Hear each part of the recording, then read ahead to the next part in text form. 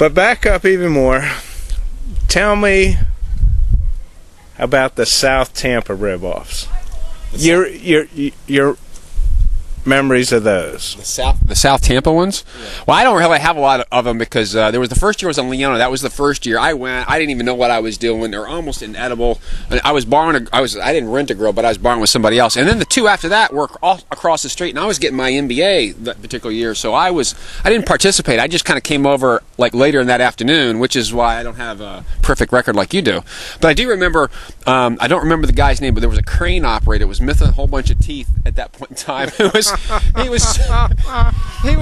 had these ribs. He had this box contraption type thing, and he was doing some stuff in it. And he was. I mean, he had a big old. I mean, he was a redneck like there was none. Shit, and, what the heck was his name? I can't remember his name because we tried to get him back a couple years after that. But I remember he was sitting next to this guy that was like a lawyer. So we had a lawyer. Do you know and a crane operator next to each other's teeth were missing, and he was like Larry the Cable Guy in terms of his humor. I just remember he was talking to this lawyer who was. I mean, he wasn't wearing a suit or anything like that, but he was kind of more formal. And I was just looking, what the hell's going on with these guys? We invited him a couple years, and actually one year they sent their entry. They sent their entry and just couldn't make it. Couldn't make it. We had to send it back. It's like, God dang it, you little slacker. But I remember the funny is this guy. I mean, he was serious. I mean, you were talking about a crane that was going up like 100 yards and stuff, and he had to go through like all this training. It was amazing. But the cool part about it is we got crane operators, we got IT guys, we got lawyers all grilling next to each other and having a good old time.